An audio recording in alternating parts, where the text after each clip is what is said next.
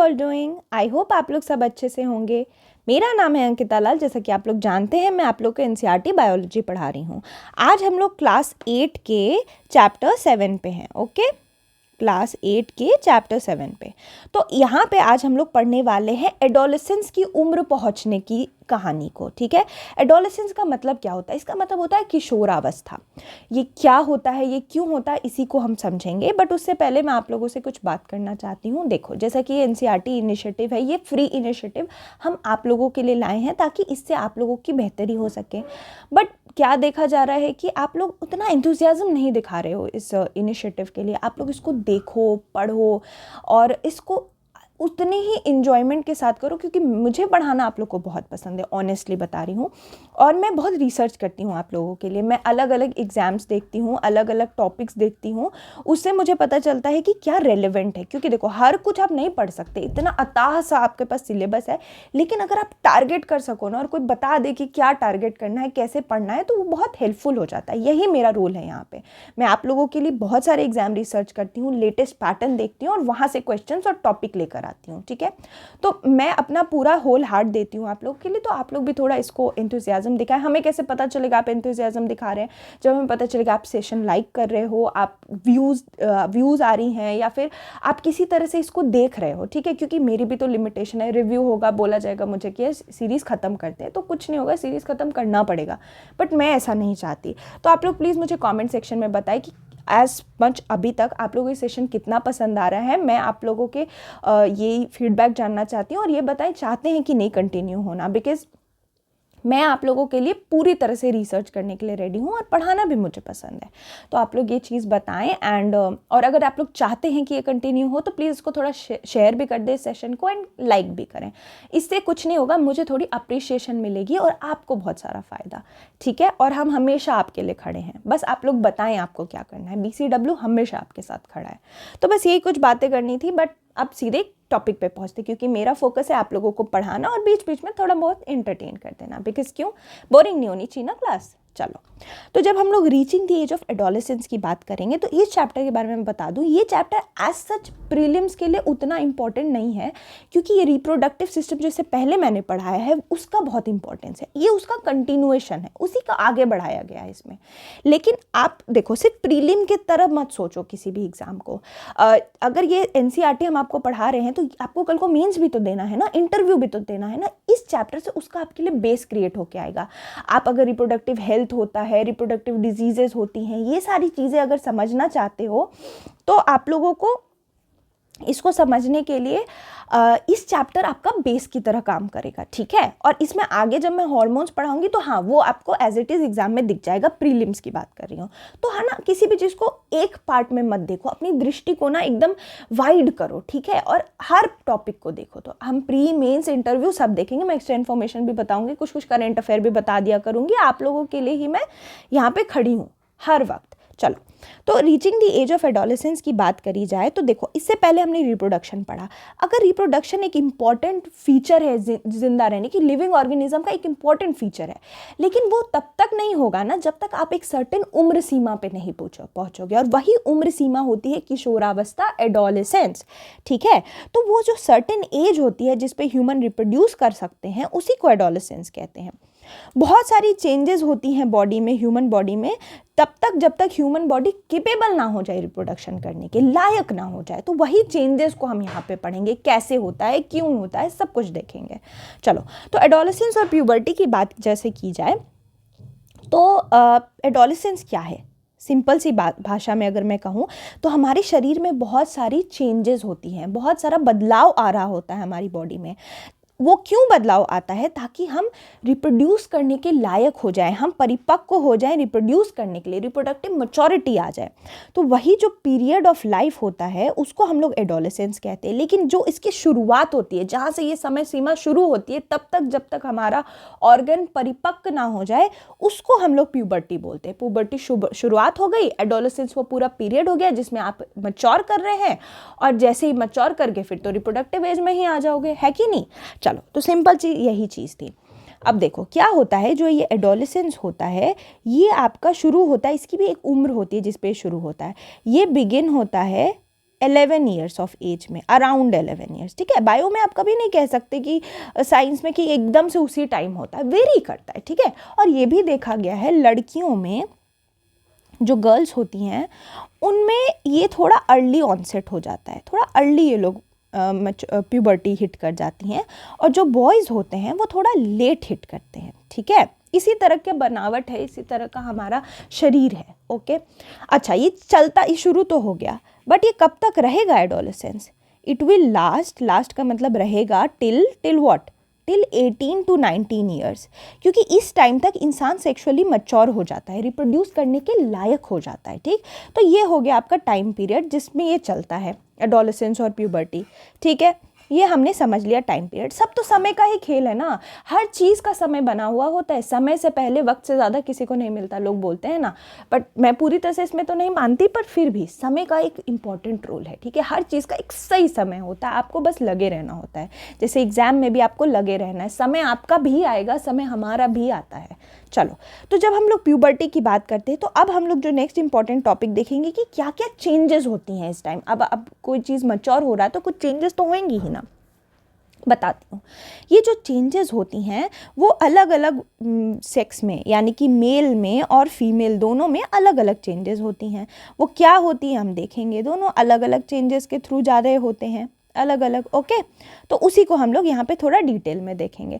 ये जो टॉपिक है ना, ये एकदम हमारे जीवन से जुड़ा है, तो एकदम से कुछ रटना भी नहीं पड़ेगा, सब समझ में आपको आ जाएगा। चलो, तो कौन कौन सी चेंजेस होती है? पहले चेंज होती है हाइट में, पता है, मानते हो कि नहीं? एक टाइम आता है अचानक से हाइट बढ़ जाती है। एक चीज़ नोटिस की है, लड़कियां जो होती हैं वो अक्सर लड़कों से लंबी होती हैं कुछ क्लासेस में, जैसे ये सब आप ना 5-6 में नोटिस करोगे। और फिर आप देखोगे कि अचानक से लड़कों में ग्रोथ स्पर्ट हुआ और वो लंबे हो गए, लड़कियां छोटी रह जाती हैं, क्योंकि हाइट जो होती है ना वो बढ़ती है प्यूबर्टी के दौरान। तो हाइट देख लिया हमने, इंक्रीज इन हाइट देख लिया, ठीक है।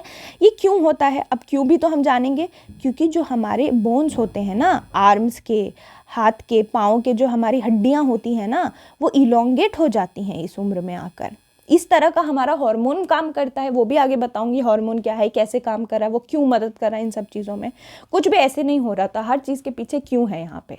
चलो, उसके बाद हम एक चीज़ देखेंगे, रेट ऑफ ग्रोथ भी ना अलग अलग इंडिविजुअल में वेरी करती है, ये भी वेरी करती है, मतलब अंतर है।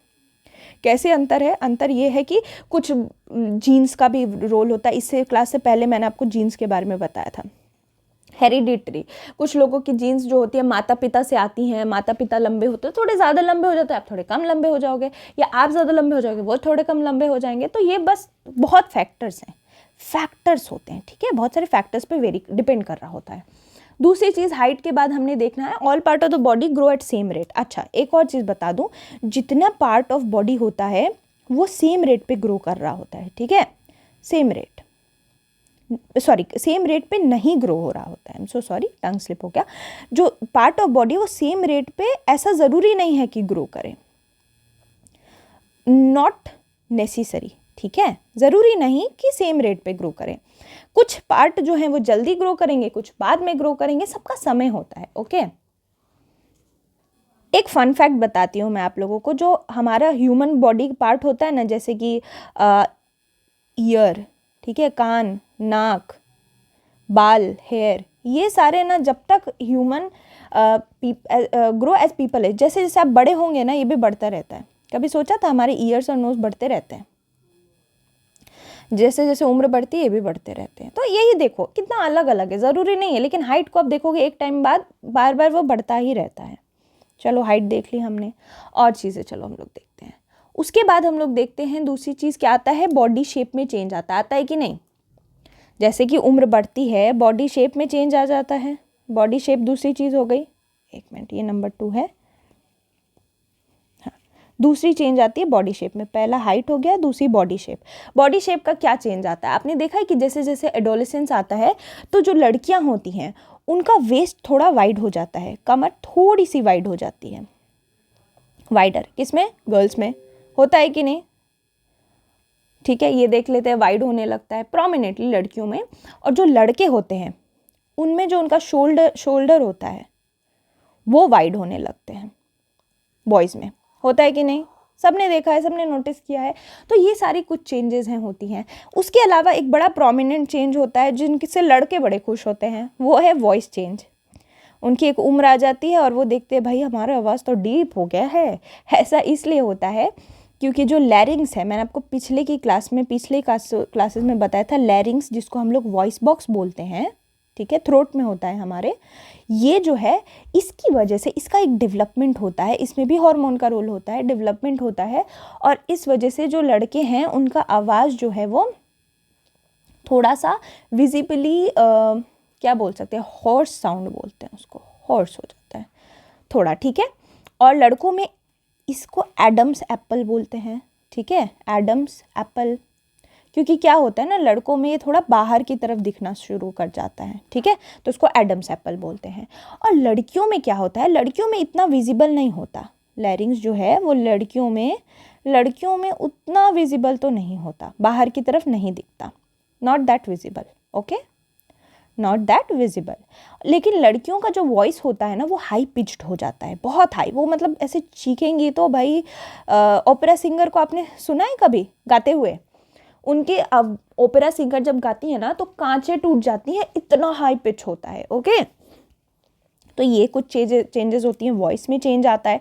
उसके अलावा आप सोचो और कौन सी चेंजेस आती हैं, जैसे हम प्यूबर्टी में जाते हैं, आपने नोटिस किया होगा ना, एक टाइम के बाद जो हमारी स्वेट ग्लैंड है, ठीक है, इंक्रीज्ड एक्टिविटी आ जाती है, किस में, स्वेट ग्लैंड में और ऑयल ग्लैंड में। कुछ उम्र के बाद आप देखते हो पिंपल की समस्या आ जाती है, बहुत लोग इससे जूझ रहे होते हैं, और सबको प्यूबर्टी के दौरान आती है। फिर वो जॉन अब्राहम को जानते हो आप लोग, जॉन अब्राहम की एक इंटरव्यू देखी थी मैंने, जिसमें उन्होंने कहा था कि उनके फेस पर इतना सारा पिंपल था एक एज पे कि वो कभी नहीं सोचते थे कि वो बाद में दी जॉन अब्राहम बन जाएंगे, the most handsome actor, one of the. लेकिन क्या था ना, वो उम्र थी, अब फिर उम्र बढ़ी, प्यूबर्टी खत्म हुआ, बड़े हुए, और फिर देखो कैसे हो गए। तो ये इसलिए होता है क्योंकि इस एज के टाइम ये सारे ग्लैंड जो है वो एक्टिव हो जाते हैं, और इस वजह से पिंपल वगैरह ऑयल ग्लैंड के ओवर प्रोडक्शन की वजह से हो जाता है, एक्ने, पिंपल, ये सारी समस्या आती है। लेकिन फिर उम्र के साथ ये ठीक भी हो जाती है, तो ये कोई चिंता की बात नहीं होती। तो ये एक चौथी चीज़ देख ली हमने कि इंक्रीज्ड स्वेट एक्टिविटी हो जाती है। उसके बाद क्या है, सबसे इम्पॉर्टेंट चेंज जो आता है वो होता है डेवलपमेंट ऑफ सेक्स ऑर्गन्स। क्या हो जाता है, सेक्स ऑर्गन्स का डेवलपमेंट हो जाता है, यही तो बाद में रिप्रोडक्शन करवा पाएंगे। क्या होते हैं सेक्स ऑर्गन, पिछले क्लास में क्या देखा था हमने, टेस्टिस एंड ओवरी, यहीं से तो बन रहा था स्पर्म, और यहाँ से बन रहा था ओवा, यही बाद में फ्यूज़ कर रहे थे, और फिर क्या बन रहा था, जाइगोट बन रहा था, जो कि बस छोटा सा एक सेल ही है जो बाद में बेबी बन जाएगा।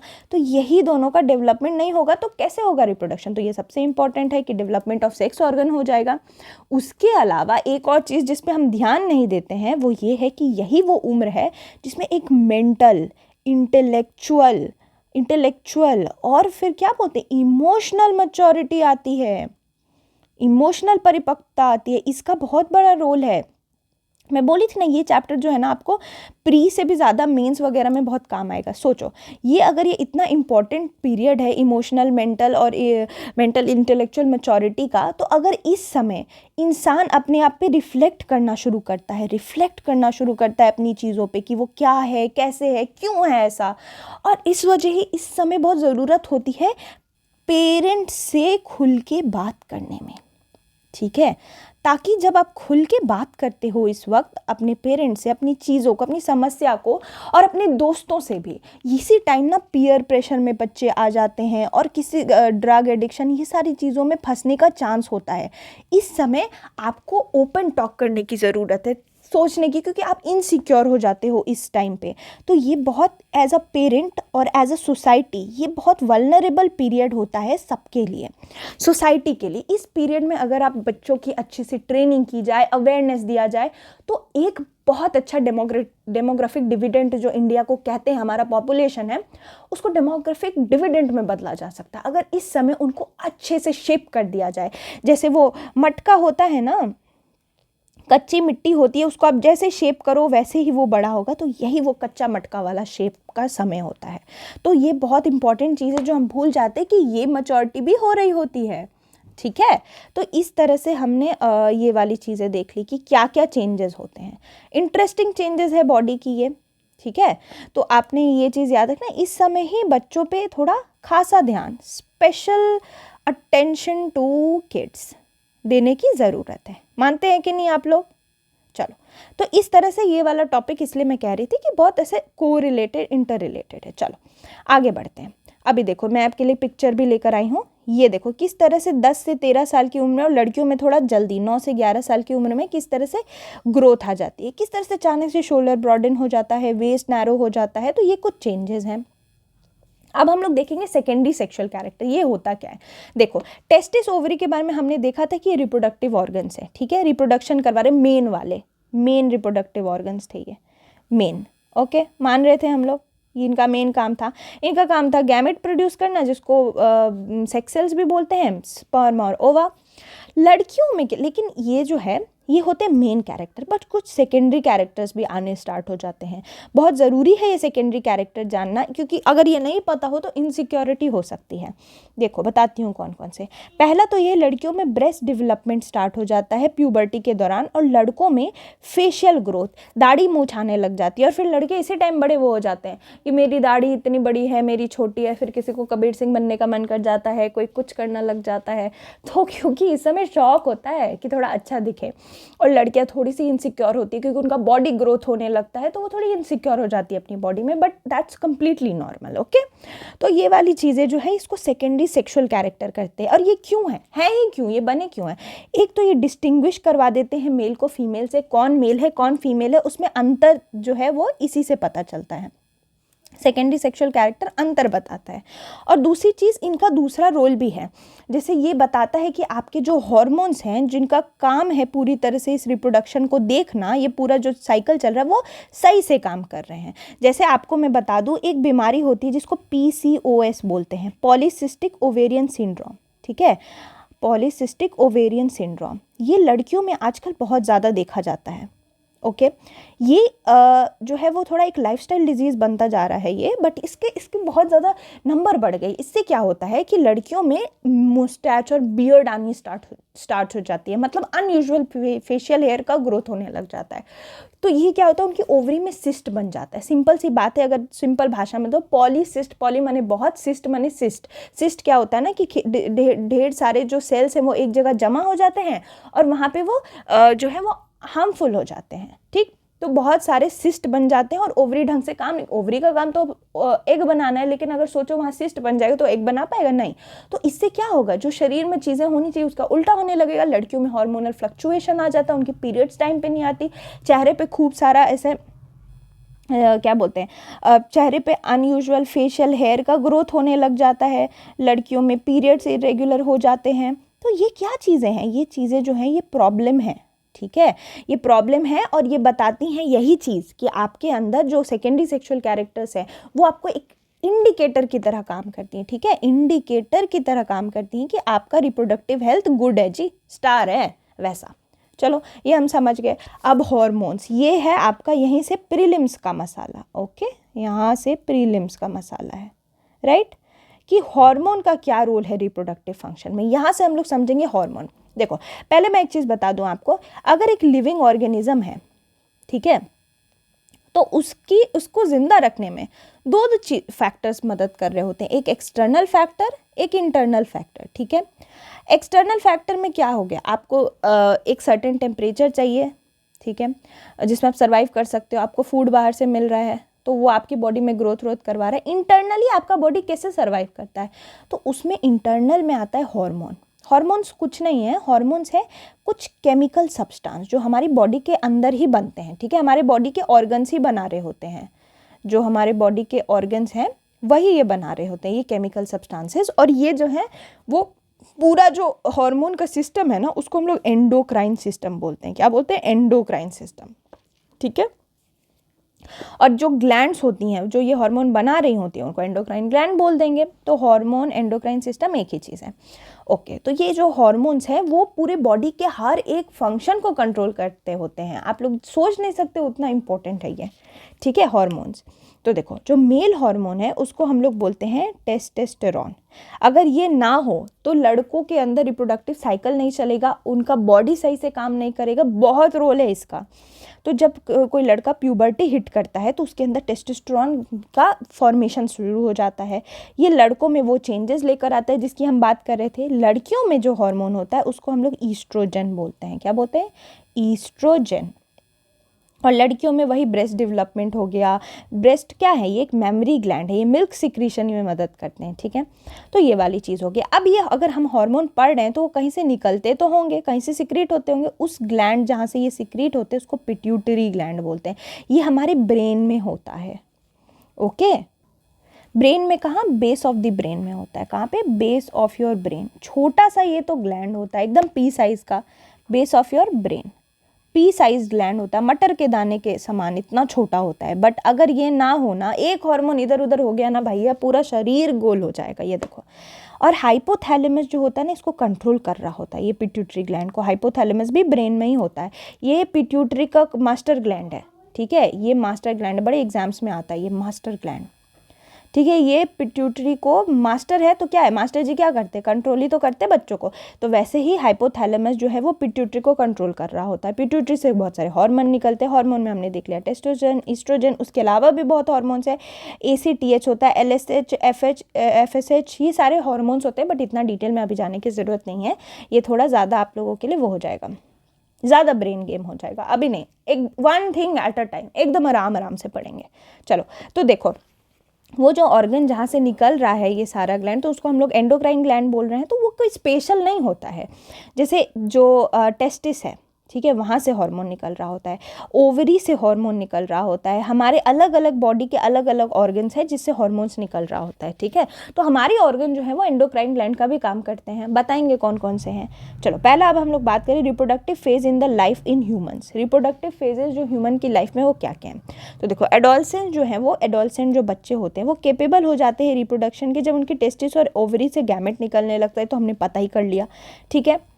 ओके, अब देखो, फीमेल में जो रिप्रोडक्टिव फेज़ होता है वो मेल से छोटा होता है, ठीक। ये बहुत इंपॉर्टेंट चीज़ है। ये लास्ट करता है 45 से 50 साल। उसके बाद औरतों में ये बंद हो जाता है, उसको मेनोपॉज बोलते हैं, ठीक है। उसको हम लोग देखेंगे। और जहाँ से शुरुआत होता है उसको मेनार्क बोलते हैं। और बीच में पूरा मेंस्ट्रुअल साइकिल होता है, वो भी मैं समझाऊंगी। देखो, होता क्या है, मैंने आपको पिछले वाली क्लास में ही थोड़ा सा बताया था, जस्ट अभी वाले पीछे वाले क्लास में, कि किस तरह से जो हमारा यूट्रस है वो इंतज़ार कर रहा होता है कि कोई स्पर्म आए, वहाँ पे बेबी बड़ा हो, ये वो। तो एक हर महीने रिलीज़ होता है लड़कियों में, और हर महीना एक रिलीज़ होता है इंतज़ार में कोई स्पर्म आएगा, एक बेबी प्रोड्यूस होगा। ये हमारी एक नेचुरल मैकेनिज्म होती है। लेकिन जब ये चीज़ नहीं मिलती है तभी उसके जो है, उसी वजह से जो वो उसने प्रिपरेशन करी होती है, कुर्सी सोफ़ा लगाई होती है लोगों के लिए, वो नहीं होता, उसको निकालना पड़ता है। तो वो टिश्यूज़ होती हैं जो ब्लीडिंग बन के बाहर आती हैं। तो बेसिकली ये पूरा मेंस्ट्रुअल साइकिल है, सिंपल सी भाषा में, कोई बड़ा रॉकेट साइंस नहीं है। तो ये हर महीने हो रहा होता है। तो हर महीने लड़कियों में ओवा निकल रहा होता है, यानी एग निकल रहा होता है। इस वजह से एक लड़कियों का मेंस्ट्रुअल साइकिल 1 महीने का होता है, जो कि 28 से 30 दिन का होता है। अगर वही प्रेगनेंसी हो गई तो यूट्रस थिक हो जाएगा और वहाँ पे एक बेबी बनेगा। ओके, तो वही मैंने मेंस्ट्रुएशन, यही सारी चीज़ें यहाँ पे लिखी है जो मैंने अभी आपको सिंपल भाषा में समझाया। मेंस्ट्रुएशन 1 महीने चलता है। तो जो पहला मेंस्ट्रुअल फ्लो है, जहाँ से मेंस्ट्रुएशन शुरू होता है लड़कियों में, वो यूजुअली आजकल अर्ली हो जाता है, 11 to 13 के एज में ही हो जाता है, जो कि बहुत यंग है गिवन दी है लाइफ स्टाइल वी लिव। हम ऐसे लाइफ स्टाइल जी रहे हैं ना कि बहुत सारे प्लास्टिक के भी ऐसे प्रोडक्ट्स होते हैं ना कि उनमें हम ऐसे केमिकल एलिमेंट्स होते हैं जो हमारी बॉडी में जाके हमारे हार्मोनल साइकिल के साथ गेम खेलते हैं। और इस वजह से बहुत अर्ली देखा जा रहा है। और हमारा food habit, life style, pollution, ये सब अफेक्ट करता है। तो इसको मेनार्क बोल रहे हैं। 11 से 13 साल की उम्र में देखा जाता है पहला फ्लो, ठीक है। और मेनोपॉज 45 से 50 साल की उम्र में, जिसमें रुक जाता है ये मेंस्ट्रुअल फ्लो। यानी कि रिप्रोडक्टिव वो लाइफ साइकिल एक औरत का मेनार्क से मेनोपॉज तक चलता है। मानते हो कि नहीं? यहाँ से शुरू हुआ, यहाँ पे अंत हुआ, सिंपल सी बात है।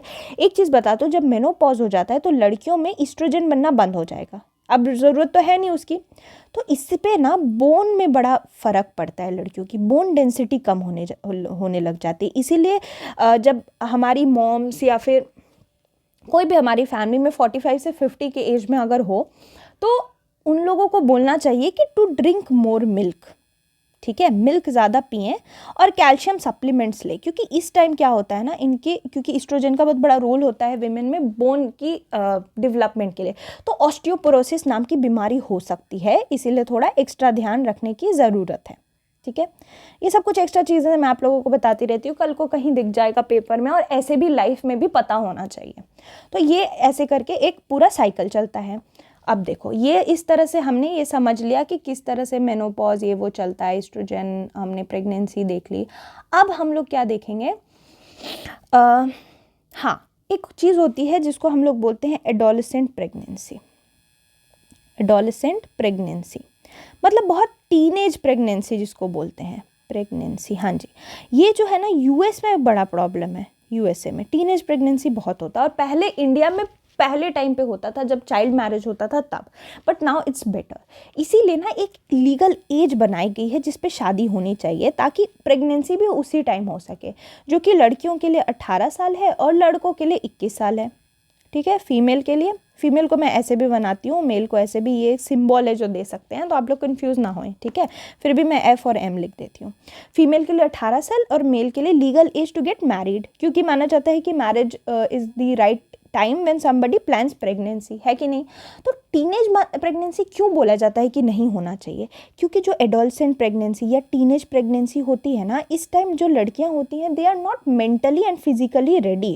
क्योंकि देखो, जब तक पूरा ये एडोलसेंस खत्म होगा तब जाके ना ऑर्गन्स मैच्योर करेंगी, लेकिन इससे पहले ऑर्गन ही नहीं मैच्योर किया तो किस तरह से बेबी को वो संभाल पाएंगी। तो वो मेंटली और फिजिकली रेडी नहीं होती हैं, दे आर नॉट रेडी। इसीलिए एडोलेसेंट प्रेगनेंसी को बोला जाता है कि इसको रोकने की बात की जाती है। ठीक है, ये वाली चीज़ हो गई। ओके, और इस वजह से क्या होता है कि अगर अर्ली मैरिज और मदरहुड आ गया तो कहीं ना कहीं एम्प्लॉयमेंट अपॉर्चुनिटीज़ भी कम हो जाती हैं लड़कियों में। एम्प्लॉयमेंट अपॉर्चुनिटी देख रहे हो किस तरह से सब कनेक्टेड है, इसको आप कितना अच्छे से अपने आंसर्स में मेंस के पिरो सकते हो, है ना, कर्टेल हो जाता है। तो ये हमने देख लिया एम्प्लॉयमेंट अपॉर्चुनिटीज़ किस तरह से ख़त्म हो जाती हैं। तो ये कुछ एक चीज़ मैंने आपको बतानी थी। अब हम बात करेंगे सेक्स ऑफ द न्यूबॉर्न। मान लो कोई बेबी प्रोड्यूस हुआ है, बट जानना है कि उसका सेक्स क्या है, वो लड़का है या लड़की है। तो उस जो प्रोसेस होता है जिसमें हम लोग जानते हैं वो होता है सेक्स डिटर्मिनेशन। ठीक है, लेकिन इंडिया में जब हम सेक्स डिटर्मिनेशन की बात करते हैं तो इसका बहुत मिसयूज़ है। अगर स्पेशली इंडियन कॉन्टेक्स्ट की बात करें तो सेक्स डिटर्मिनेशन का मिसयूज़ होता है। क्यों? इससे फीमेल का जेंडर जान लिया जाता है कि अगर बच्ची लड़की हुई है, पहले केसेस में देखा जाता था, अभी भी कहीं कहीं कुछ कुछ स्टेट्स में है कि फीमेल अगर हुई तो क्या किया जाता था, फीमेल इन्फेंटिसाइड, मार दिया जाता था। फीमेल फीटिसाइड, इन्फेंटिसाइड, लड़कियों को मार दिया जाता था पेट में ही माँ के। तो ये कुछ इश्यूज होती थी। लेकिन इम्पॉर्टेंट क्यों है ये जानना सेक्स ऑफ द न्यूबॉर्न, क्योंकि क्या होता है ना, कुछ केसेस में जो बच्चे होते हैं उनका पहले से पता अगर चल गया कि उनमें कोई जेनेटिक डिफेक्ट है, कोई बीमारी है, ठीक है, जेनेटिक बीमारी है, तो उससे ना बचा जा सकता है। इन द सेंस कि अगर लगे कि ये बीमारी ठीक ही नहीं हो सकती तो माँ बाप के ऊपर है कि वो क्या डिसीजन लेते हैं, बच्चे को कैसे आगे बढ़ाना है, क्या करना है, तो इसके लिए। लेकिन हम यहाँ पे पढ़ेंगे कि क्या है सेक्स डिटर्मिनेशन, इससे हमें ये पता चलेगा क्रोमोसोम क्या होता है, मेल में क्या है, फीमेल में क्या है। तो आप लोगों को ये चीज़ जानने की ज़रूरत है, फीमेल में एक्स क्रोमोसोम होता है, मेल में XY होता है। अभी इतना भी जान लोगे तो बहुत है, ठीक है, एग्जाम पर्सपेक्टिव से। लेकिन हल्का सा डिटेल में जाते हैं और देखते हैं कि कैसे पता चलता है ये चीज़, कैसे आता है X, कैसे आता है Y। तो जो फीमेल है उसमें XX है, मेल में XY है। अब देखो क्या होता है, जब रिप्रोडक्शन हो गया होता है तो मेल के भी जीन्स आए हैं, फीमेल के भी जीन्स आए हैं। तो उस जीन्स में क्या होता है, जीन्स DNA का सेगमेंट है, और DNA के अंदर क्या होता है, क्रोमोजोम्स होती हैं। DNA क्या है, क्रोमोजोम्स ही तो है, क्रोमोजोम्स, ठीक है। DNA बोलूँ, क्रोमोसोम बोलूँ, आप एक चीज़ समझना अभी इस स्टेज पे, बट ऑल्दो डिफरेंस है इसमें, ठीक है। तो जब DNA क्रोमोसोम की बात की जाती है तो मेल में ये क्रोमोसोम ये XY और XX, ठीक है। जैसे Y लग गया किसी में तो मेल हो गया। माँ के पास से मान लो एक X आया, एक X आया, बाप के पास से एक X एक Y आया, तो माँ का X बाप का X मिल के XX अगर हो गया तो क्या होगा, देखो यहाँ पे ना इस पिक्चर में ही कुछ गड़बड़ है, ठीक है। अगर एक्स एक्स बनता है तो फीमेल आ जाती है, एक्स और एक्स मिलकर, और अगर एक्स और वाई आता है तो मेल बन जाता है। सिंपल सी बात है। पिताजी के पास यानी कि पावर है कि बेटा होगा या बेटी। आपको ये दिख रहा है, अगर वो पिताजी का वाई ही माँ के पास तो सिर्फ एक्स देने की पावर है। माँ जो है उनके पास सिर्फ एक्स देने की पावर है, क्योंकि उनमें खुद एक्स एक्स है। पिताजी के पास पावर है, पिताजी के पास पावर है कि एक्स देंगे या वाई देंगे। तो यानी अल्टीमेटली जो पहले ज़माने में कहा जाता था इस लड़की के वजह से हुआ है, कि ये लड़की नहीं, इस लड़की ऐसी थी इसके वजह से बेटी हो रही थी, वो तो साइंटिफिकली ही गलत है। ये पिताजी का ओनस होता है कि जिस वजह से पता चलता है कि बेटा होगा या बेटी होगी। सिंपल सा चीज़ है। तो ये इतना मैंने इसलिए समझाया क्योंकि जो ये बोला जाता था पहले ज़माने में वो कितना गलत है साइंटिफिकली, और हम यहाँ गलत नहीं देखेंगे। सिंपल चीज़ है, बस यही देखना था। तो यही सेक्स डिटर्मिनेशन है। वैसे तो मेल फीमेल में एक्स एक्स एक्स वाई होता है, बट अलग अलग जानवर में अलग अलग तरह के क्रोमोजोम्स होते हैं। जैसे चिकन में ZW होता है, जो मक्खी हैं उनमें एक्स एक्स एक्स वाई होता है, एक ज़ीरो भी होता है। उसके अलावा कुछ और एनिमल्स हैं जिनमें एक्स एक्स और एक्स ही होता है। आपको उतना जानने की ज़रूरत नहीं, बस मैं बता रही हूँ कि ज़रूरी नहीं है एक्स वाई हो। अलग अलग एनिमल्स में अलग अलग क्रोमोसोम होते हैं, उसकी नेमिंग हम अपने हिसाब से करते हैं। Z, X0 वो साइंटिस्ट करते हैं, ठीक। अब हम पढ़ेंगे hormones other than sex hormone. Main sex hormone क्या हमने देखा टेस्टोस्टेरोन और एस्ट्रोजन, बट कुछ हार्मोन्स सेक्स हार्मोन्स के अलावा भी होते हैं हमारी बॉडी में, और वो हमारे लिए जानना इसलिए ज़रूरी है because that is the most important exam का मटेरियल। चलो देखो, पिट्यूटरी के बारे में ग्लैंड में हमने देख लिया, एंडोक्राइन ग्लैंड था, ब्रेन से अटैच्ड होता है। अब देखो कौन कौन से और से ऐसे एंडोक्राइन ग्लैंड है जो हमारी बॉडी में हार्मोन रिलीज करते हैं। यहाँ है सारे एंडोक्राइन ग्लैंड मेजर। पहला ग्लैंड होता है पीनियल, ठीक है। पिट्यूटरी तो हमने देख लिया मेन ही है। पीनियल ग्लैंड जो है उससे जो हार्मोन निकलता है वो है, इसको हम लोग बोलते हैं मेलाटोनिन हार्मोन, ठीक है। मेलाटोनिन हार्मोन ये हार्मोन है जो निकलता है पीनियल ग्लैंड से। मेलाटोनिन हार्मोन जो है वो स्लीप साइकिल रेगुलेशन में मदद करता है। जो हम सोते हैं ना, हमारे सोच रहे हो सोने में भी हार्मोन का कितना बड़ा रोल है। स्लीप साइकिल रेगुलेशन में मदद करता है ये पीनियल ग्लैंड। उसके बाद बारी आती है थायराइड ग्लैंड। यहाँ से हार्मोन निकलता है, उसको थायरॉक्सिन हार्मोन बोलते हैं, ठीक है। थायरॉक्सिन हार्मोन, ये हार्मोन जो है ये हमारी बॉडी में मेटाबॉलिज्म को देखता है, ठीक है। यही अगर किसी में कोई प्रॉब्लम होती है तो उसको हाइपर या फिर हाइपोथायरॉयडिज्म नाम की बीमारी हो जाती है। कम निकला तो हाइपो, ज़्यादा निकला तो हाइपर थायरॉयडिज्म, ठीक है। ये बीमारी होती है। इसमें क्या होता है ना कि मेटाबॉलिज्म अफेक्ट हो जाता है। अब मेटाबॉलिज्म पूछोगे क्या होता है, तो हमारा पूरा शरीर जो है ना वो एक केमिकल रिएक्शन चल रहा होता है हमारी बॉडी में, तभी जाके हमारी बॉडी चल रही। तो जो पूरा केमिकल रिएक्शन है उसी का सम अप आप मान लो मेटाबॉलिज्म। ये अगर ना हो तो हमारी बॉडी नहीं चल पाएगी। सिंपल भाषा सामने, ज़्यादा हमें से कॉम्प्लेक्स नहीं करेंगे इसको, ठीक है।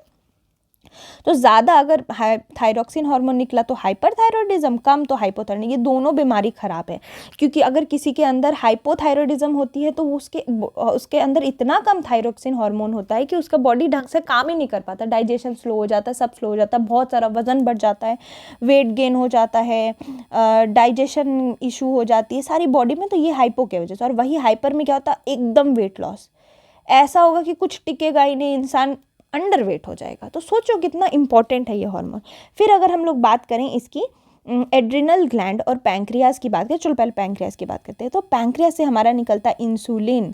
आपको पता ही है कि डायबिटीज़ हो जाएगा अगर किसी का पैंक्रियाज ढंग से काम नहीं कर रहा होगा। डायबिटीज़ के भी टाइप होते हैं, टाइप 1 और टाइप 2।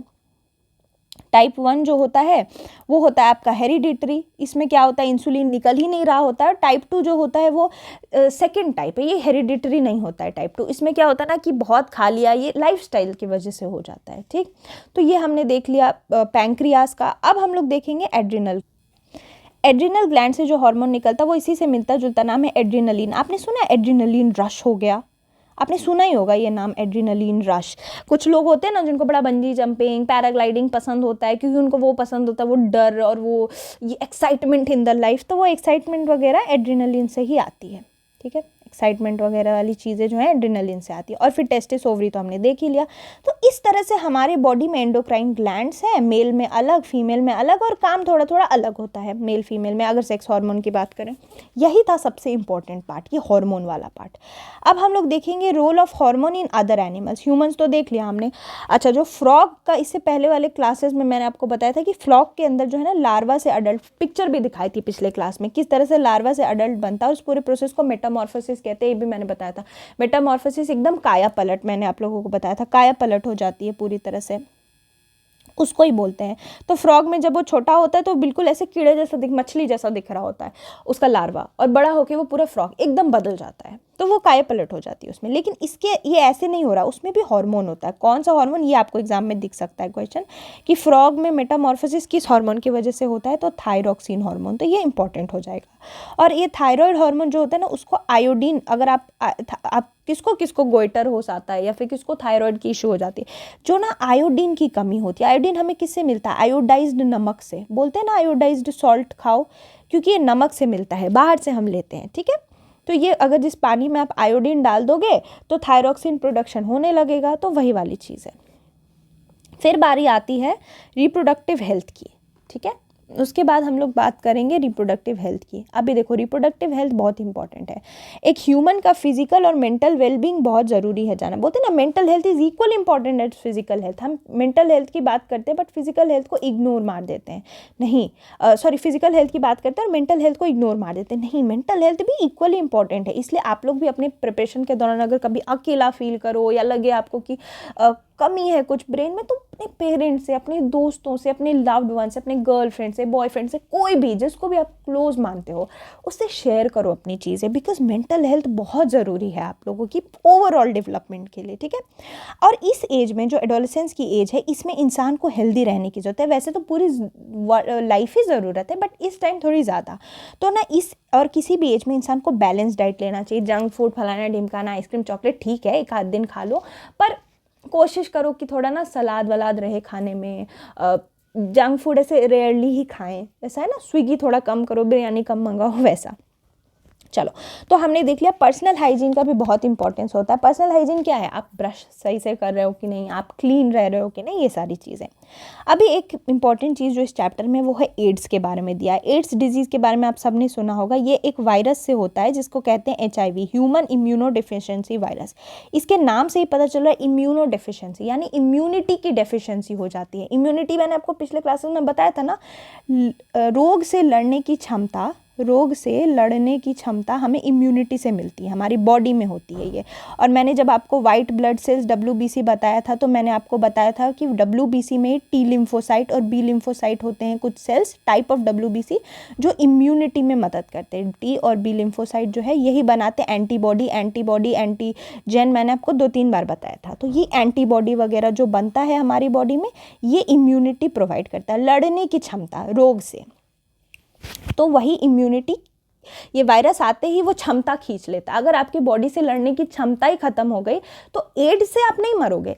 अगर किसी को एड्स हो जाता है, आप नहीं, भगवान ना करे किसी को, अगर एड्स किसी को हो जाता है तो उस इंसान एड्स से नहीं मरता, वो किसी भी छोटी बीमारी से मर जाता। उसको कॉलेरा भी हो जाएगा तो मर जाएगा, क्योंकि हमारी उसकी बॉडी को लड़ने की क्षमता ही खत्म हो गई है। तो इसीलिए ये बहुत खतरनाक बीमारी है। और ये क्यों होता है, अगर कोई इंसान सेक्सुअली ट्रांसमिट करे इस बीमारी को, लेकिन इसके अलावा ये ब्लड से भी जाता है।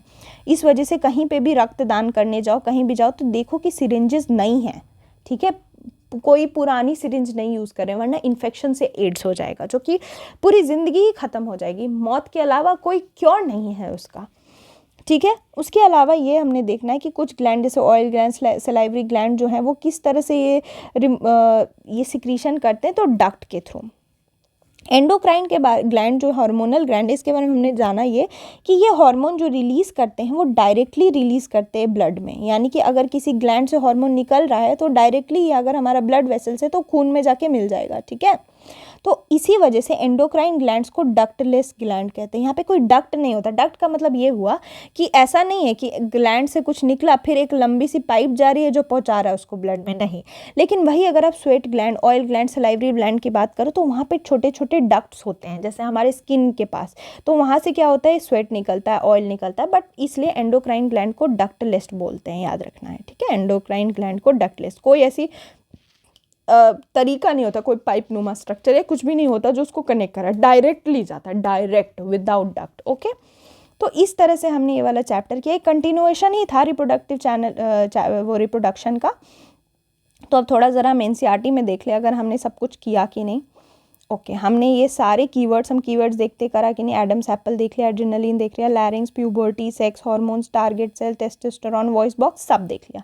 तो इस तरह से हमारा ये चैप्टर भी खत्म हो गया, हम बहुत ही क्लोज है 8th खत्म करने के। और अब इसके बाद आप 9th में पहुंच जाएंगे, लाइक बहुत ही 6 to 10 इज़ द बेसिक्स, ठीक है। 11 12 भी है, that's a different level, but 6 to 10 कर लिया ना तो मतलब आप समझो आपने बेस बना लिया, not only for prelims, mains भी, इंटरव्यू भी। और बहुत अच्छा, एकदम सामने दिखा हुआ क्वेश्चन रहेगा, लो हैंगिंग फ्रूट जैसा होगा, खींचोगे नंबर लेके आओगे और बहुत हेल्पफुल होगा। और जैसा कि मैंने आप लोगों को कहा था, लाइक करें, शेयर करें if you want this series to continue, and and kindly study more, अच्छे से पढ़ें एंड शो सम एंथुजियाज्म, और पढ़ते रहे यार, आगे बढ़ते रहे। इस साल 2024 को बना लो अपना बेस्ट साल और क्लियर करो और बन जाओ ऑफिसर, अधिकारी बनना है आप सबको। चलिए, इसके साथ मैं एक क्लास ख़त्म करती हूँ और मिलती हूँ दूसरी क्लास में।